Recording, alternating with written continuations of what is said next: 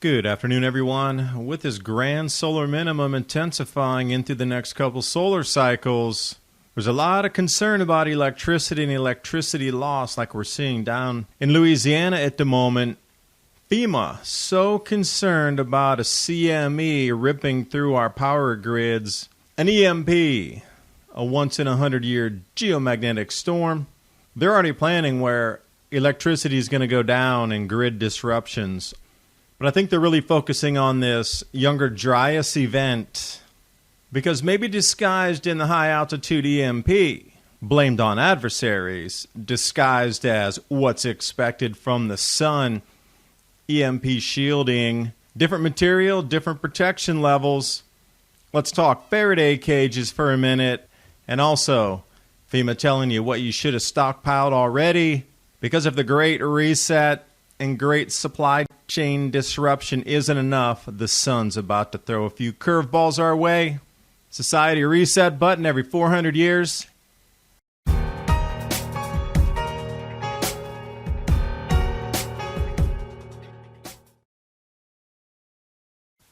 All of this Biden inflation tax talk, what's it really about? And more importantly, what's the actual effect of inflation on the lives of real people? Joe Biden claims that it's indisputable that his jobs plan is working. This data unequivocally shows that it's not. Well, at least for American workers. Rather, inflation is surging, and more than wiping out any wage gains these workers might have experienced.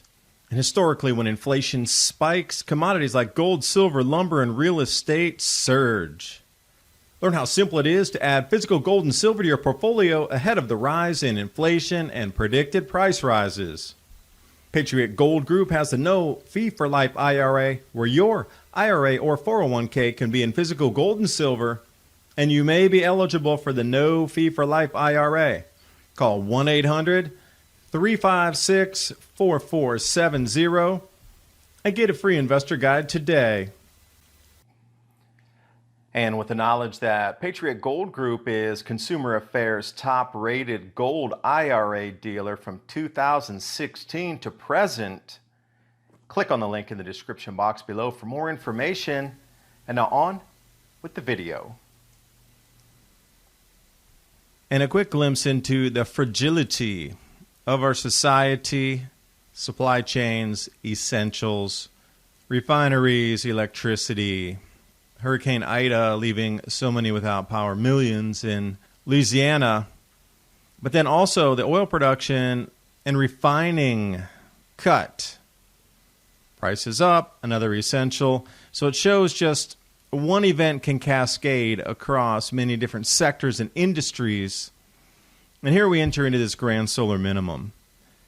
Solar cycle 25 not remotely close to intensity as it was forecast by the experts. I'll still stay with John Casey's call of around 50 to 55 sunspots average for the cycle. So as we step into a grand solar minimum, there will be some massive ejecta from the sun. And I think FEMA has taken a look and understands these solar cycles as well. Going to go through a couple declassified reports here. I linked everything in the description box below, all the PDFs, so you can just continue to do your own research. There's droves and droves of material here. So it all starts way back, 1962, Starfish Prime, massive EMP. But 900 miles away on Oahu Island, damaged electrical infrastructure, and then the light bulb went on. And said, wow, what if there's a blast from the sun as well? What would happen? So Carrington event is a risk that's factored into, and the calculations are using the Carrington event again as a once-in-a-100-year geomagnetic storm. But not all EMPs are created equal. They're broken down in E1, E2, E3. E3 is where we would want to look because a solar geomagnetic storm is in that category of intensity. Now, as I said, all this is coming from an unclassified report, 2019, Electromagnetic Pulse Protection Resilience Guidelines for Critical Infrastructure and Equipment. Now, right away, going through here, understanding the grand solar minimum, repeating cycles here on a 400-year iteration, and we're in it again. Great resets here, great supply chain disruptions here. Your lives are being restructured because the amount of food we're going to grow on the planet is going to shrink from this point forward. But at the same time as the sun's stepping down, causing all these disruptions in the jet streams and cloud cells, precipitation patterns, and weather on our planet in general, an EMP is expected from the sun. So think Carrington event again. And the chart right here shows you if we get another Carrington event type, 100-year geomagnetic storm, all these areas in black are going to go down. They're going to cascade off one another. Remember, Carrington event, they were using clunky, huge gauge wire for telegraphs, etc. A lot of similarities, but all eyes, apparently worldwide from all governments, are on the sun right now.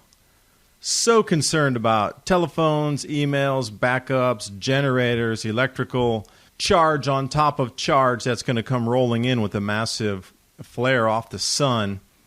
Now, what I found real interesting here, because I know some people who work for Emerson Battery, and they have a lot of contracts for the cell phone towers. Usually they'll be running 12, 18, 24-hour backups on the batteries, so they would expect then current inflows to come back to the towers and recharge those batteries. Some of them are up to even 72 hours in some circumstances. But the cascading loss of last-mile telecommunications, and that's why they say have your backup radios, because if you had a Faraday cage, even in something really simple, trash can, whatnot, that you could build yourself, ship a container, you would still have radio communications, but the towers are going to be down because, like I say, 24 hours, 36 hours, 48 hours after, you can see the cascade of, as the battery backups wane, if there's no current coming back in to keep systems operational, then anywhere from 1 to 8 days, we turn totally red on the bottom. At that point, you're going to have some sort of ham radio, CB radio, or even just a little handheld AM/FM so you can get communications, see what's going on. Now, if you read between the lines in this PDF, which is 133 pages, and yes, I did read through it, the apparent reason would be adversaries blasting off some nuke high altitude and then sending a EMP across the U.S., shutting down all systems. But that is only a fraction of the real causation that they go into here. It's more about the sun. So when we know the Younger Dryas and the possible nova event off the sun, where you see that massive drop in temperature 12,000 years ago, something caused that. Plunged us back into a near ice age again after coming out of the ice age, late Pleistocene. But then temperatures warmed again. And then we had the 8.2 K cooling, or 8,200 year prior event cooling. Something plunged Earth's temperatures down instantly again. And then we see the undulations in temperature up and down, up and down, up and down over the last 8,000 years. And we're way over where it says little ice age. And we've only risen another degree, and I'll even give it 2, and we're nowhere near close to where the mid-Holocene optimum and highest temperatures around 7,800 to 7,500 years ago. But it really seems masked within the adversary is the sun as the reason for this report. All unclassified, of course, EMP Protection Guidelines. I found this really interesting here, EMP Shielding. Now, this goes through E1 and E2, E3. How much protection will you get in different layers of different materials? So obviously, concrete will only take you so far, because if you have rebar in there, that is also going to hold a charge. Even when you're talking about putting Faraday cages inside Faraday cages, no nails if you're going to do wood, only glue. And there's a whole bunch of things that are indicated in here. Some of it seems to be directed toward the DIY people, but then a lot of it is definitely military contractors on how to harden everything to keep a government functional. Now, like I said, for the E1, they give you a bunch of building materials here, so even a metal shed would work for a minor EMP. But when you start to get up into these geomagnetic, sun-tossed EMPs, that's not going to work. But what I found also interesting after talking to Lee Wheelbarger a while back, he was also saying about the peak voltage increases on unshielded wires, just like we see down in Louisiana. All those high-tension cables that collapsed down there, the additional charge that's going to ride on top of that per kilometer is going to be between 100 kilovolts to 5 megavolts on top of what's already there. And this is why things would blow out. This extra charge that's going to be rolling down the lines. And what I found here really scary was the unshielded AC power line at the wall plug, like where you plug things in, like your toaster, is going to get an additional peak charge of 1 kilovolt to 50 kilovolts. That's a house fire. And if you have any VHF antennas or anything on your house as well, that's going to pull charge down and hold. And there's some different graphics there that talk about the E1, E2, and E3. Now, E3 is where the solar geomagnetic storms are coming from, and you can see the power lines and communication lines will be most disrupted at that point. But here's what's also another little nugget that's in that 133-page PDF. It goes through all the Faraday protection devices, from bags to containers to a full gamut of surge protectors and everything else you can possibly find. I mean, about 25, 30 pages of vendors in there and what they can help you prepare for. And they give all the websites and everything. I was shocked how clean it is and how much information's there from the Faraday bags, Faraday containers, and the different composites and different alloy balls that you can just snap on antenna. An enormous amount of information there. I highly, highly suggest you look at it. Because, you know, we hear about EMPs and we hear about Faraday cages and, you know, what's true and what's not and how do you protect yourself and how high-tech does it have to be. And then I come over to Ask a Prepper. They had a really good section, actually several articles on Faraday cages there. Will a microwave work as a Faraday cage? No. Refrigerator? No. But they give you some real simple advice here. If you have your phone in a Faraday cage, when you pull it out to use it, none of the towers are working, so it's kind of a paperweight at that point. Go for the radios. 15 things you don't know about Faraday cages, but you will after you read the article. And also staying on FEMA here with all the emergency preparedness and relief organizations asking for supplies down in Louisiana. A lot of these 16 items that you need to stockpile are the same ones that are requested down in Louisiana, except for whistles.